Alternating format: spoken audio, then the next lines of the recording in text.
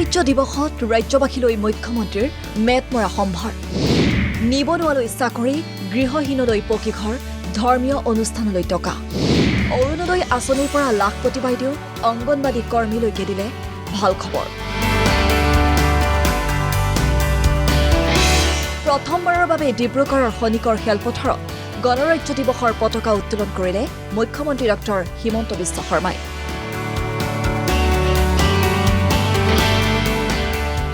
গণৰাজ্য দিৱসৰ কাৰ্যসূচীত মুখ্যমন্ত্ৰীৰ ভাষণত অসমৰ সৰ্বাংগীন উন্নয়নৰ কথা ডিব্ৰুগড় তেজপুৰ শিলচৰ আন্তঃগাঁথনি উন্নয়নত দিব অধিক গুৰুত্ব ডিব্ৰুগড়ত অসম বিধানসভাৰ স্থায়ী ভৱন আৰু তেজপুৰত ৰাজভৱন নিৰ্মাণ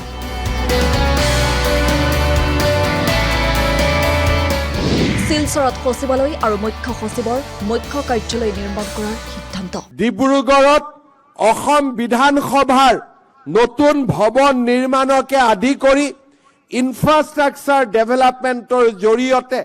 আমি অহা ৩টা বছৰৰ ভিতৰত ডিব্ৰুগড়ত অসমৰ দ্বিতীয় ৰাজধানী তথা মহানগৰৰ ৰূপে আমি লৈ যাব বিচাৰিছো তেজপুৰত অসমৰ ৰাজ্যপালৰ বাবে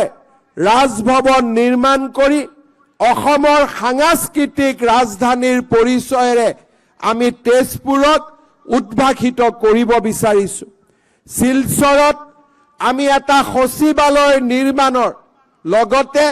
মুখ্য সচিবৰ কাৰ্যালয় শিলচৰত নিৰ্মাণ কৰি আমি বৰাক আৰু ব্ৰহ্মপুত্ৰৰ মাজৰ দূৰত্ব হ্ৰাস কৰি আমি অসমক এখন মহান ৰাজ্যলৈ লৈ যাব বিচাৰিছো কেৱল সিমানেই নহয় মুখ্যমন্ত্ৰীৰ ভাষণত বিশ্ববিদ্যালয় মেডিকেল কলেজ সৈনিক স্কুল আৰু অভিযান্ত্ৰিক মহাবিদ্যালয়ৰ প্ৰসংগ চলিত বৰ্ষৰ ভিতৰতেই ২৪খন মেডিকেল কলেজ 2খন সৈনিক স্কুল আৰু ২৬খন অভিযান্ত্ৰিক মহাবিদ্যালয় নিৰ্মাণ কৰা হ'ব অসমত নতুন 10খন বিশ্ববিদ্যালয় অহা এপ্ৰিল মাহৰ ভিতৰত আমি নতুনকৈ দেখা পাম 20খন বিশ্ববিদ্যালয় 24খন মেডিকেল কলেজ 2খন সৈনিক স্কুল 26খন অভিযান্ত্ৰিক মহাবিদ্যালয় আজি অসম লাহে লাহে শৈক্ষিক এক কেন্দ্ৰ বিন্দুলৈ ৰূপান্তৰিত হ'বলৈ আৰম্ভ কৰিছে কেৱল শিক্ষা তথা স্বাস্থ্যৰ ক্ষেত্ৰতেই নহয় নিবনুৱা সমস্যা নিৰ্মূলৰ প্ৰসংগ আনিও মুখ্যমন্ত্ৰীৰ ঘোষণা অৰুণোদয় আঁচনিত হিতাধিকাৰীৰ সংখ্যা 40 লাখলৈ বৃদ্ধি কৰা হ'ব 10 লাখ নতুন হিতাধিকাৰীক প্ৰদান কৰা হ'ব পকী ঘৰ ৰেচন কাৰ্ডত দিয়া হ'ব চেনি দাইল অৰুণোদয় আঁচনিক আমি ত্বৰান্বিত কৰিবলৈ এই বছৰত অৰুণোদয় আঁচনিৰ হিতাধিকাৰীৰ সংখ্যা আমি 26 লাখৰ পৰা 40 লাখলৈ লৈ যোৱাৰ বাবে আমি সিদ্ধান্ত গ্ৰহণ কৰিছো আমাৰ ৰাজ্যত এই বছৰৰ ভিতৰত 6 লাখ নতুন আৱাস নিৰ্মাণৰ বাবে আৰু অহা বছৰৰ ভিতৰত এই আৱাস নিৰ্মাণৰ প্ৰক্ৰিয়াক আৰু 4 লাখলৈ বৃদ্ধি কৰি 10 লাখ নতুন আৱাসৰ আমাক পৰিকল্পনা কৰিবলৈ সাহস দিছে এই বছৰৰ পৰাই সুলভ মূল্যত ৰেচন কাৰ্ডৰ লগত বিনামূলীয়া চাউলৰ লগতে আমি সুলভ মূল্যত দালি আৰু চেনি যোগান ধৰাৰ ব্যৱস্থাও আমি আৰম্ভ কৰিম ইফালে নতুন নিযুক্তিৰ ক্ষেত্ৰতো মুখ্যমন্ত্ৰীৰ মন্তব্য 2025ত 50,000 নতুন নিযুক্তি প্ৰদান কৰা হ'ব এই বছৰটোতে আৰু 50,000 নিযুক্তি স্বচ্ছতাৰে আমি প্ৰদান কৰাৰ বাবে প্ৰতিশ্ৰুতিবদ্ধ মুখ্যমন্ত্ৰীৰ ভাষণে ভাল খবৰ কঢ়িয়ালে 2005 চনৰ পিছত নিযুক্তি পোৱা ৰাজ্য চৰকাৰৰ কৰ্মচাৰীসকলৰ বাবে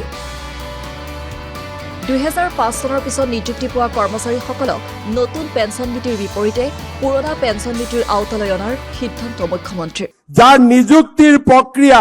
2005 চনৰ আগতে আৰম্ভ হৈছিল তেনে চৰকাৰী কৰ্মচাৰীসকলকো অল্ড পেঞ্চন স্কিম বা OPSৰ ভিতৰলৈ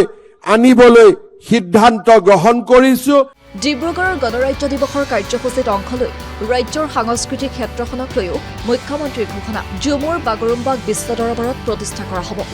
25,000 নামঘৰক 3 লাখকৈ আৰ্থিক সাহায্য প্ৰদান কৰা হ'ব। শংকৰদেৱৰ সৃষ্টিৰাজিক ভিন্ন ভাষালৈ অনুবাদ কৰা হ'ব। আৰু এই বছৰৰ ভিতৰতে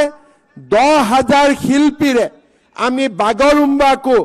আমি জগত সভালৈ লৈ যোৱাৰ বাবে চেষ্টা কৰিম। মহাপুৰুষ শ্ৰীমন্ত শংকৰদেৱৰ জীৱনী আৰু তেওঁৰ কৰ্ম আৰু নৱ বৈষ্ণৱ আন্দোলনলৈ তেখেতৰ বৰঙণিক আমি তেখেতৰ গ্ৰন্থ, তেখেতৰ জীৱনীক আৰু তেখেতৰ কৰ্ম যজ্ঞক আমি ভাৰতৰ প্ৰতিটো ভাষালৈ ৰূপান্তৰ কৰি একোখনকৈ পুথি আমি ভাৰতৰ প্ৰতিটো ভাষাতে প্ৰণয়ন কৰাৰ বাবেও আমি গুৰুত্বপূৰ্ণ সিদ্ধান্ত গ্ৰহণ কৰিছোঁ। অসমৰ 25,000 নামঘৰ আৰু উপাসনাস্থলীলৈ 3 লাখ টকাকৈ আৰ্থিক সাহায্য প্ৰদানৰো আমি সিদ্ধান্ত আনুষ্ঠানিকভাৱে ঘোষণা কৰিবলৈ পাই মই গৌৰৱ অনুভৱ কৰিছোঁ। গ্ৰন্থ আন্দোলনক লৈও মুখ্যমন্ত্ৰীৰ ঘোষণা। চৰকাৰী কৰ্মচাৰী গ্ৰন্থ ক্ৰয়ৰ নামত দৰমহাৰ লগত অতিৰিক্ত 1,000 টকাকৈ প্ৰদান কৰা হ'ব। সন্তান অথবা পিতৃ মাতৃৰ জন্ম দিৱসত নাইবা বিবাহ অনুষ্ঠানত সকলোকে একোখনকৈ গ্ৰন্থ উপহাৰ দিবলৈ আহ্বান মুখ্যমন্ত্ৰী। অহা নৱেম্বৰ মাহত অসমৰ চৰকাৰী কৰ্মচাৰীসকলক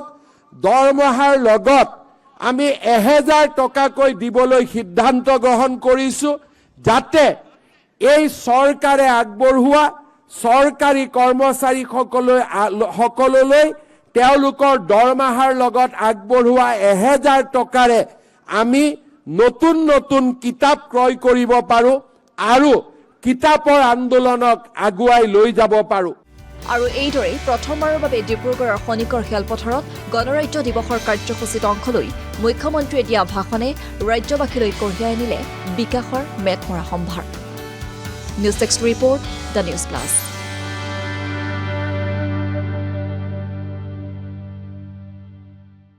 যিকোনো খবৰৰ বাবে যোগাযোগ কৰক 7099017330 লগতে 7099017110 নম্বৰত।